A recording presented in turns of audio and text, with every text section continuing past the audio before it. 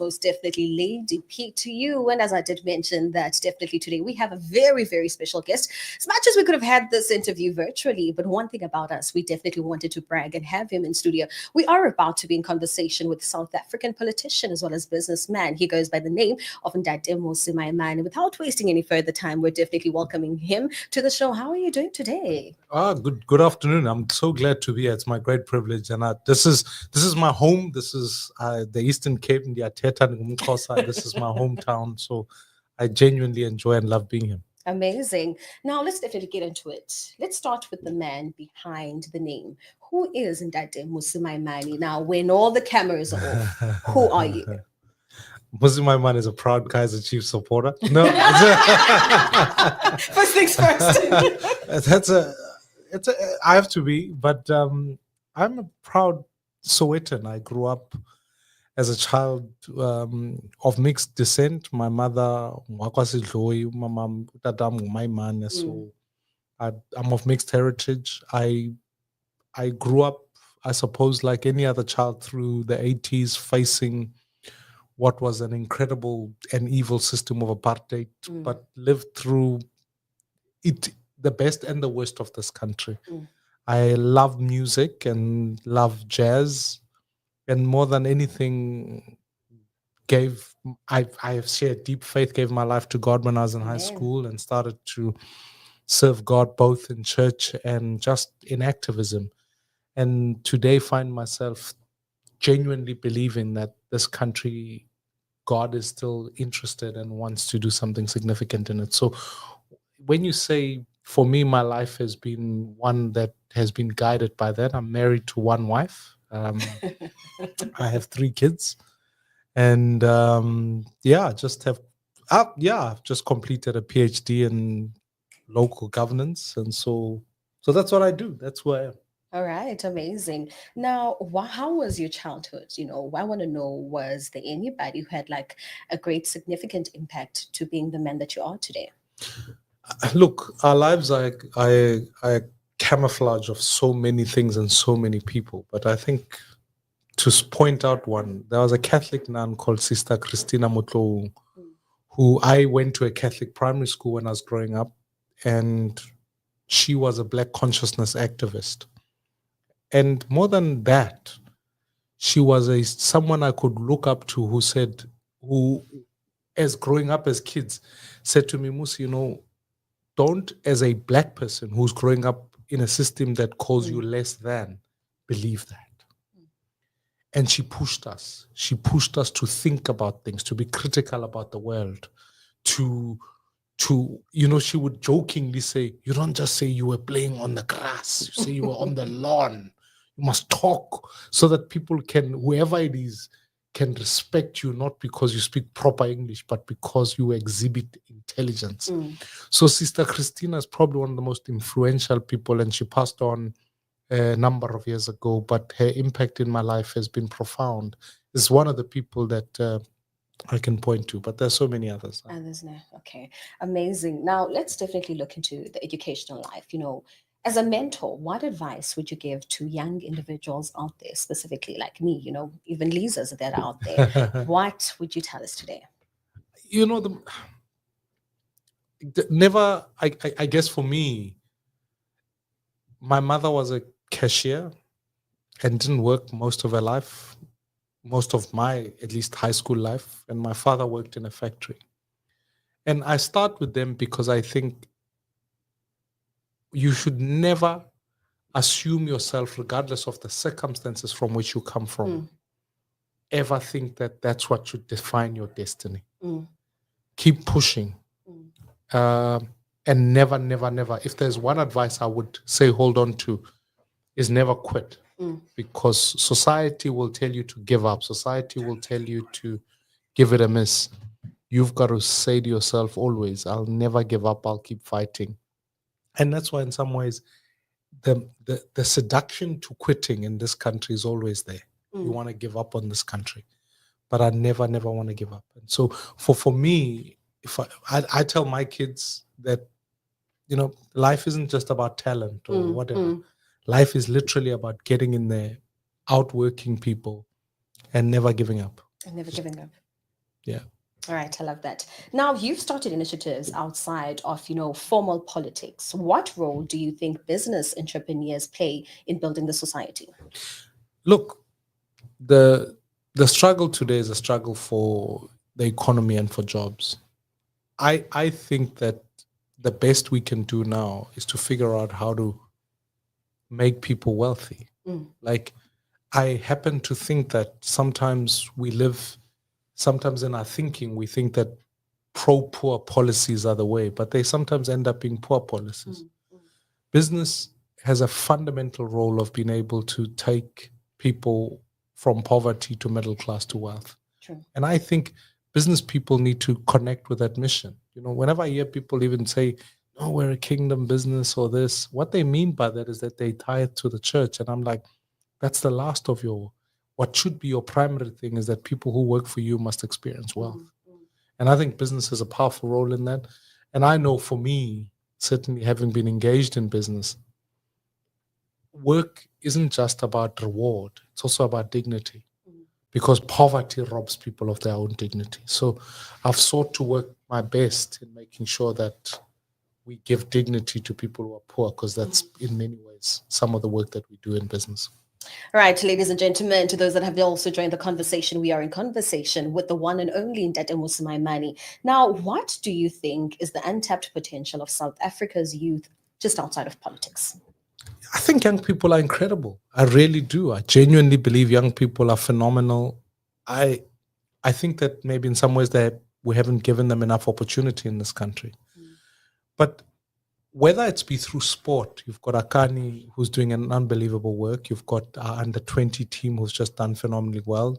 In culture, you've got some of the youth choirs that have gone globally and have done anything. But I think maybe the best way I could sum it up, it's not only just in academia and business, it's mm, that young people need to be reminded, or at least need to know, that it's not their job to fight their parents' mm, battles. mm, And I think sometimes we ask young people, think about, particularly as Africans, particularly as Black people, we sometimes ask, your job is to look backwards and look after your parents. It's mm, nothing, that's honor. The Bible invites us to do so. But I think young people have an opportunity to think about a powerful future and untangle themselves from the pain and the bitterness of yesterday and be free to say what new beautiful things we can do. How do we strip ourselves away from the racial historical challenges but present a diverse picture? I am more hopeful about young people than I am even about my own generation. I think about young people. Young people are innovative. They're coming up with incredible things. They're doing great things. And I love the power of youth. And as we look towards Youth Month, I sometimes think to myself, look, we have a future here. And yeah. I'm not, I know people write off young people. They say young people don't vote, they don't do this. I'm like, Mm, young people are organized, they're doing some incredible mm, things.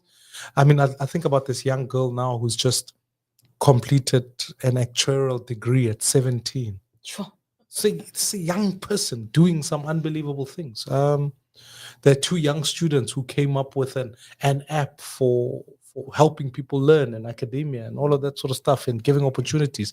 There's another young person who's just completed an AI application using just online YouTube. They taught themselves, they figured this thing out. They made a synthetic hand using AI. Mm, I've seen that. It's What amazing. how much more can young people do? I mean, come on, the possibilities are endless because unlike my parents, who for them the internet was something that didn't exist. Mm. For me, I lived half and half. I was still using the 3210 Nokia, and now today you can have all the information that you want on your smartphone. How much more do young people have Mm, in a world that is rapidly changing? Young people can change the world because they will easily and quickly become part of the world. Your knowledge pool and the knowledge pool of someone at Harvard and the knowledge pool of someone in Cambridge or in Accra or Lagos or in Beijing mm, are no more different. mm, Your accessibility is already available relative to anyone else. mm. And so for me, when someone is the earth is the Lord's, I just think we are now living in a world where we can have its full benefit, because the internet does not only breaks down our barriers, but it gives us an opportunity to compete with anybody. Mr. Maimane, I could have this conversation going and going, but I'm looking at time. I just have one more question for you. To a young entrepreneur that stays up in dance, what words would you give to them? Words of encouragement. I'd say this, that maximize the opportunity that you have in your context. I started off earlier saying today I've completed a PhD, and I'll tell you why. I don't claim success myself. My mother never completed matric, but she sold eggs and fish in our township. Today I'm sitting here with a degree, thanks to her. To the entrepreneur in the township, don't never despise small beginnings. Don't have an economy in the township. Have an economy from the township. Because if it's just in the township, you'll tend to think, no, I must sell things that only benefit people from the township. If you are making T-shirts, make them such that a person in London will desire to wear them. I like that. If you are making food, one of my favorite restaurants I like going to is by a young woman actually from the Eastern Cape, Siba. And Siba's restaurant is unbelievable. Siba is a global brand.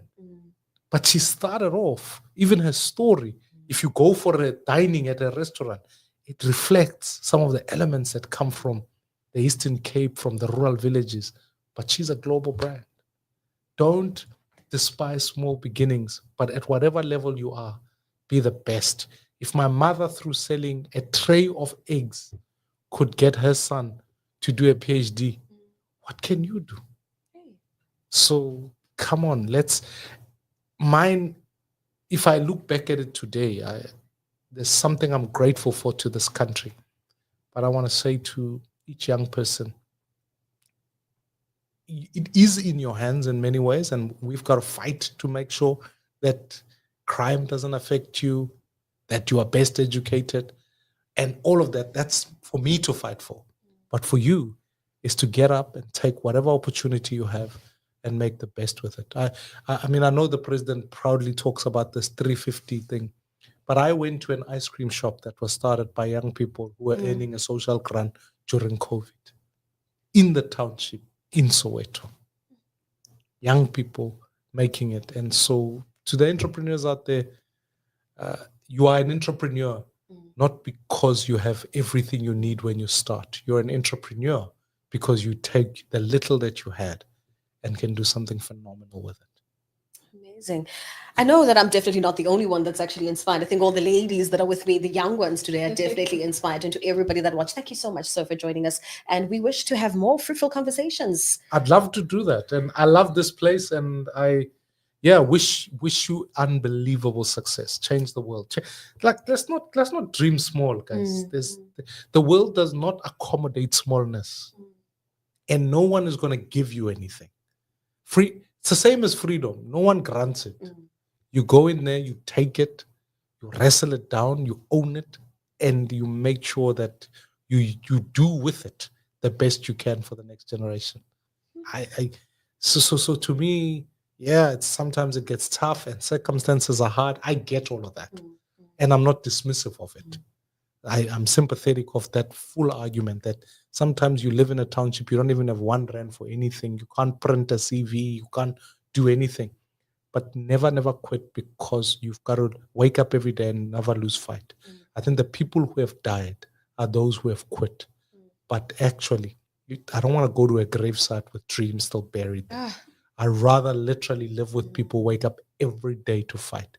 And all of us do it. You go to parliament, you fight. You go to church, you fight. You go everywhere, you fight. But I tell you what, don't lose that spirit, because actually, you can impact society for generations to come. Nelson Mandela was not Nelson Mandela. He was born like an ordinary child and did something incredible.